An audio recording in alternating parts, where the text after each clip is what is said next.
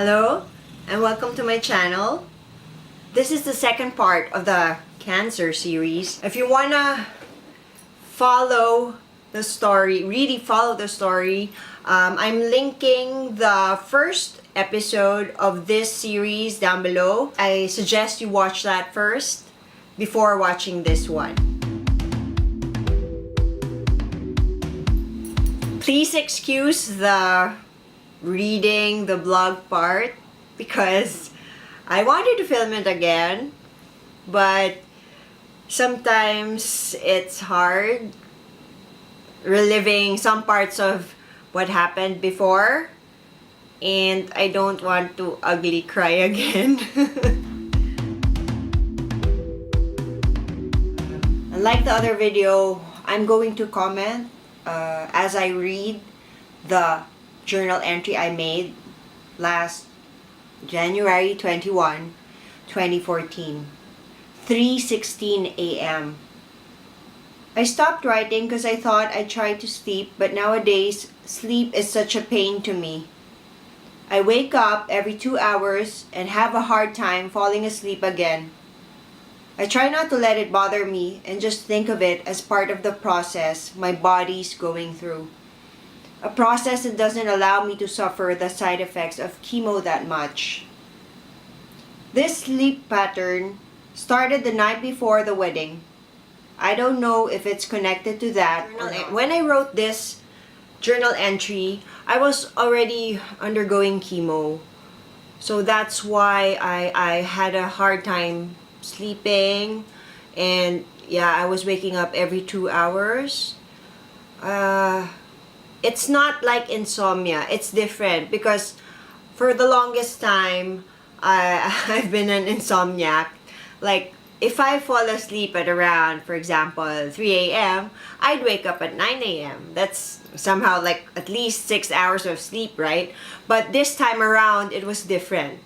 Like, 2 hours, every 2 hours. Give me a break. Wow. Speaking of wedding, it's already been a month.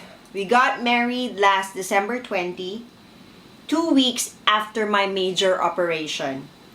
We had to move everything to a nearer location. The original plan was at Angel Fields, Tagaytay.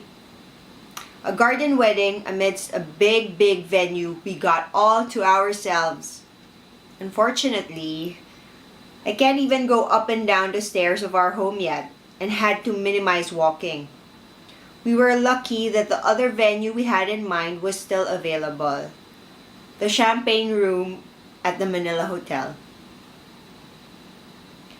I love the interiors and feel so much ever since the first time I saw it when Mark brought me there for my birthday last November 15 and proposed again. This second proposal was perfect. I even asked the waiter how many guests would fit into this venue, and he said less than 100. So I joked with Mark that if we had less guests, this would have been a perfect venue for our wedding as well. Little did I know of the things to come, that we would indeed be getting married there. The days leading to the wedding were very hectic. It was filled with everyday tasks that really had to be done. I am so thankful for having our moms help us, and we're present almost every day. Mela, my maid of honor, was such a heaven sent. Maid of honor award to the max. Even Yaya Angel stayed on instead of going on a vacation, so she can take care of me while I was on bed rest. I am very thankful for all the TLC and prayers from all around me. Who among you have gotten married just recently? Can you imagine how terrible it was for the suppliers, wedding coordinators, well, aside from the couple and the family and the guests, but for everyone to transfer to a new location, transfer everything. The reception, the ceremony, in just like 2 weeks before the wedding. I cannot thank everyone enough. To everyone, like my mom, Mark's mom, Mela, our friends, our family, our wedding coordinator, and some suppliers who really did the effort to make the wedding happen. Like, we'd have meetings in our bedroom. I was lying in bed with them right beside me. Then there's a table beside me and some chairs, and we'd have a meeting. Now, let's flash back to the hospital.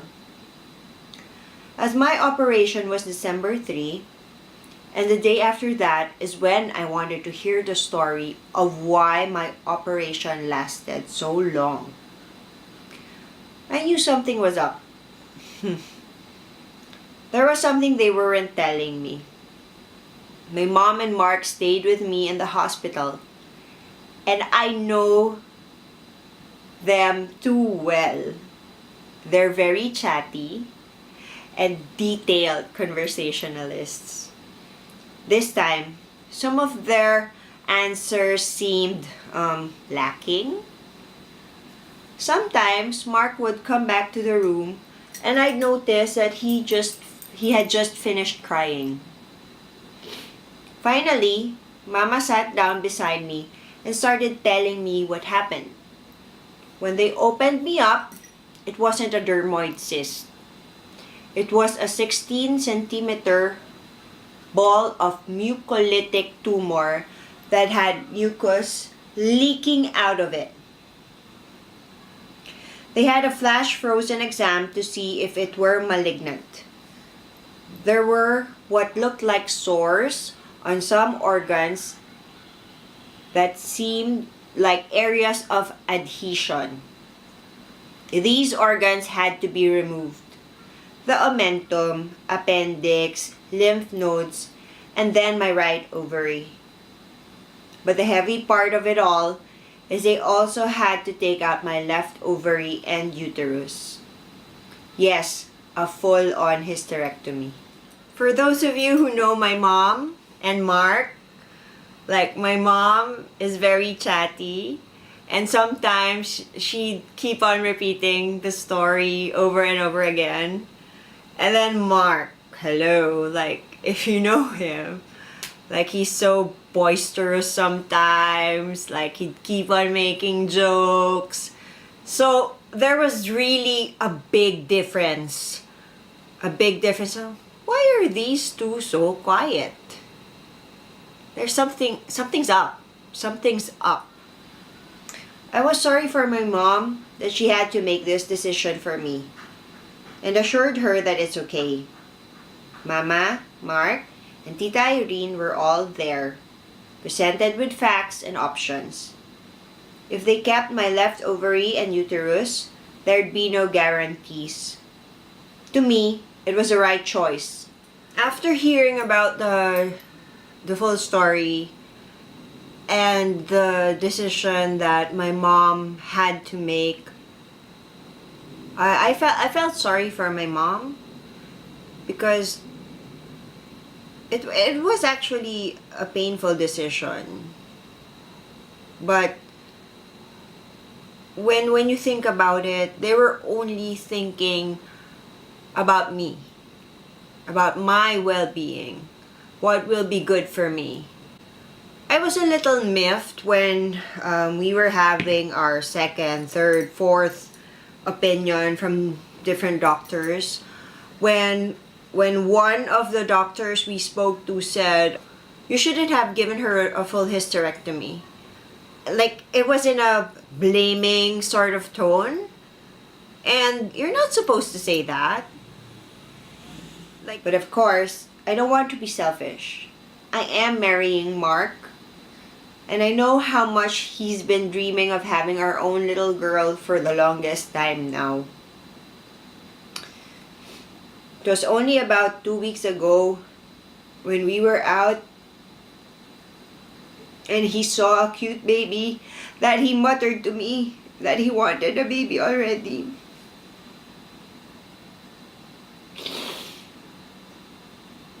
And I also know how mom and pops have been wanting their very own grandchildren. They all had their reasons for approving the hysterectomy.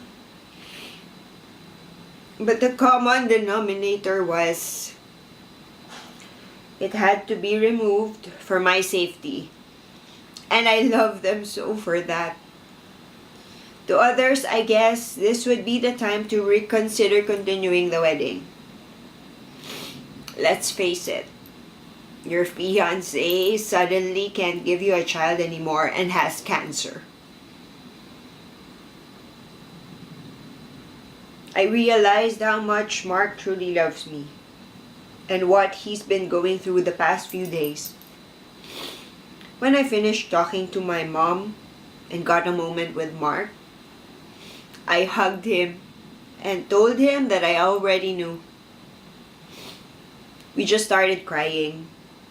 I found out how scared he was while I was in the operating room. Heck, I didn't realize how scary that was until he told me. About having a child, I said I didn't want to be selfish because at that time I already had a son. And I already experienced having a baby, being a parent, and all those. I have a son from a previous marriage. Okay, so I've already gone through those things with a child who was a baby and still here with us. And I did not want to rob Mark and his family of that experience. I want him to have to feel the joy, everything, to experience all those wonderful things that a baby can bring into his life. So I remember telling him that it's fine. Like, if you don't want to push through with the wedding, it's really fine. Okay, that's enough sob stories for today. So I hope to see you on the next part of the series. And let me know if you have any questions or whatever you want to know about the process or the experience. If you're going through the same thing, just message, DM me or something. See you again soon. Bye.